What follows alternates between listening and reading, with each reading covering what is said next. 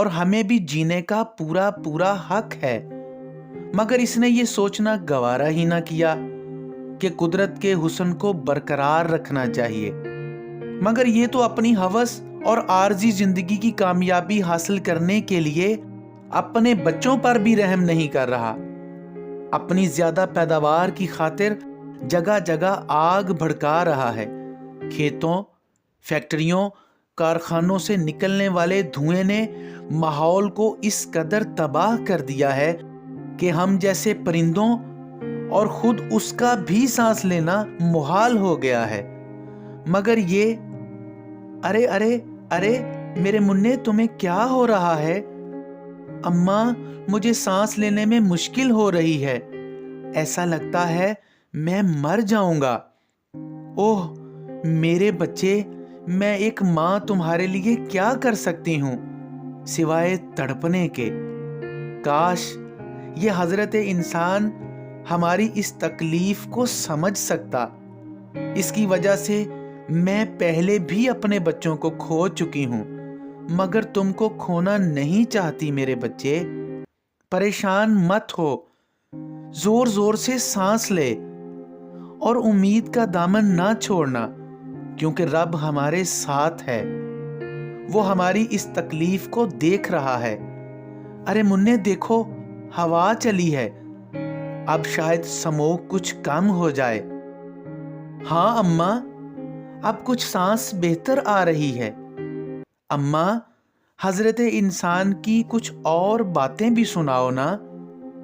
ہاں تو میں کہہ رہی تھی کہ اب تو دانا دنکا چگنے سے بھی ڈر لگتا ہے کہ وہ زہر آلود ہی نہ ہو اور میں دانا چگنے جاؤں اور واپس اپنے گھونسلے میں کبھی نہ آ سکوں۔ سمجھ نہیں آتا کہ جنگلی حیات ختم ہو رہی ہے اور یہ حضرت انسان ہر پل اپنے نت نئے تجربات میں مصروف ہے۔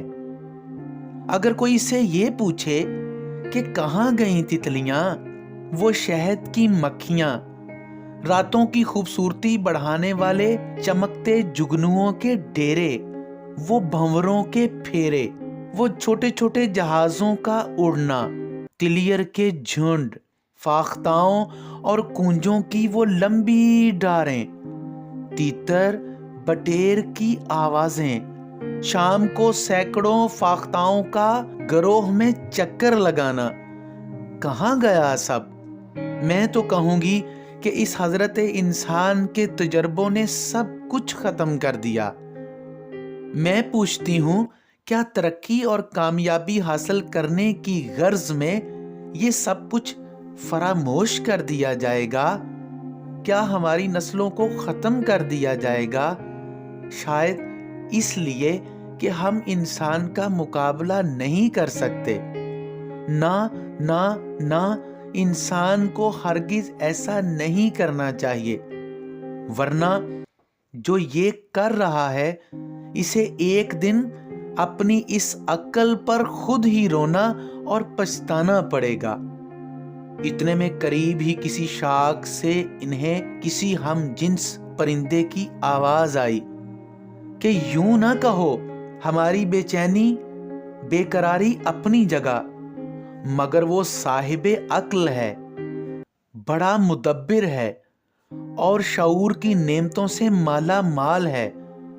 وہ کچھ بھی کر سکنے کی ہمت اور قوت رکھتا ہے، کائنات کو بڑی حد تک کھوج چکا ہے، اور اگر کہیں غلط بھی کر رہا ہے تو اس کے پاس اس غلطی کرنے کا اختیار بھی تو ہے۔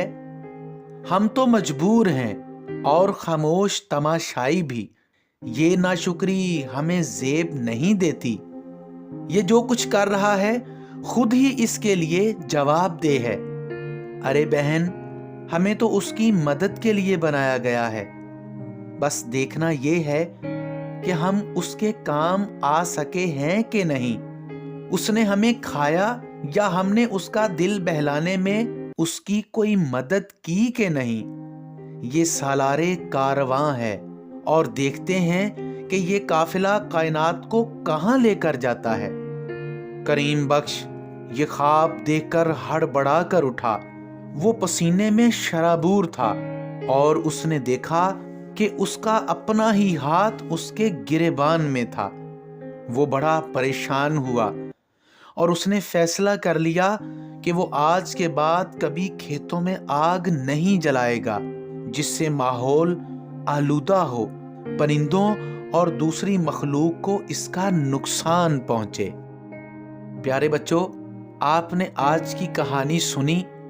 ये कहानी हमें ये सबक देती है कि हमें जंगली हयात का तहफ़्फ़ुज़ करना चाहिए, हमें परिंदों से प्यार करना चाहिए, हमें हर तरफ धुआं नहीं फैलाना चाहिए।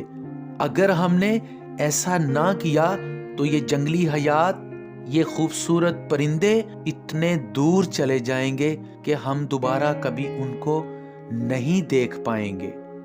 प्यारे बच्चों, अगर आपको ये आज की कहानी पसंद आई, आपने इसमें से कुछ सीखा या सीखने की कोशिश करेंगे, तो मेरे इस चैनल को सब्सक्राइब, लाइक और शेयर करना मत भूलिएगा।